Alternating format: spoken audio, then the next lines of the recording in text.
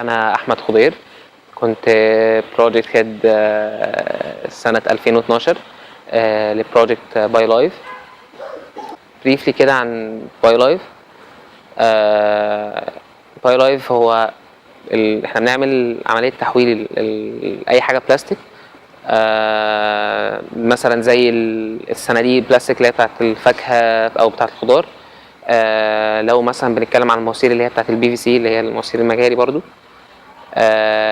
اي حاجه بلاستيك يعني دي بتتحول لغاز الميثانول، وده بيستخدم زي بديل للبنزين. بس ده زي بريف كده عن البروجكت. جات لنا الفكره ازاي ان احنا من سنه 2011 واحنا بنعاني من ازمه في الوقود، ان هو مش متوفر، وفي نفس الوقت احنا عملنا كذا ريسيرش عن الموضوع دوت. يعني دي كانت المشكله اللي احنا عملنا فوكس عليها. الفكره بقى جات لنا ازاي ان هو دول العالم كلها ابتدت تستخدم كذا بديل للطاقه غير الوقود العضوي، يعني اللي هو البنزين. ابتدت تشوف طرق جديده زي الميثانول زي الميثان. فجات لنا الفكره ان في كذا دوله في اوروبا وفي امريكا بتعمل عمليه تحويل اي حاجه بلاستيك لغاز للميثانول.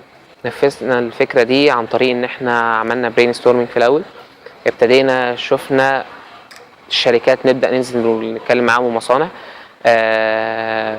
نزلنا اتكلمنا مع شركه توشيبا العربي في المنوفيه، ان كان عندهم زي محطه فرز كده للبلاستيك، بلاستيك قديم وبلاستيك جديد. ابتدينا نتكلم معاهم، عرفنا ايه البروسيس ان انا ممكن اخد البلاستيك ده، وان هو الكلام ده يعني زي بنجمع داتا او انفورميشن صح عن البروجكت دوت.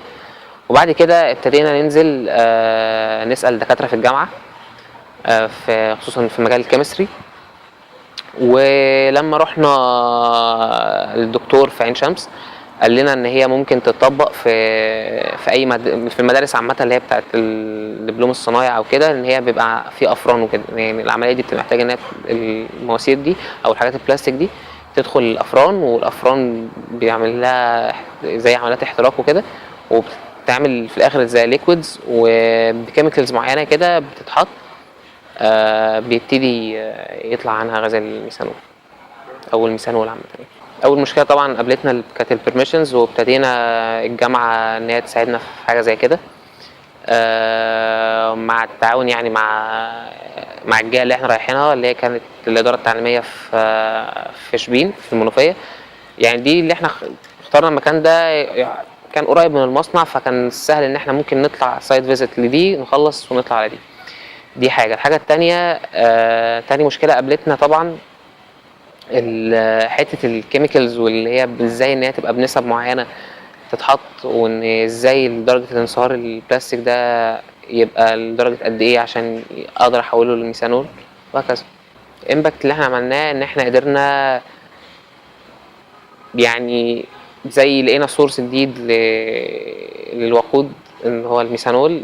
طبعا البروجكت معمول على انه بروتوتايب، حاجه صغيره، بس يعني مع الوقت ومع يعني السوبرفيجن من عندنا ان احنا بنحاول نحاول نكبره بحيث ان هو يبتدي يتطبق على نطاق واسع، الناس تبتدي تستخدمه على انه فعلا بديل للوقود.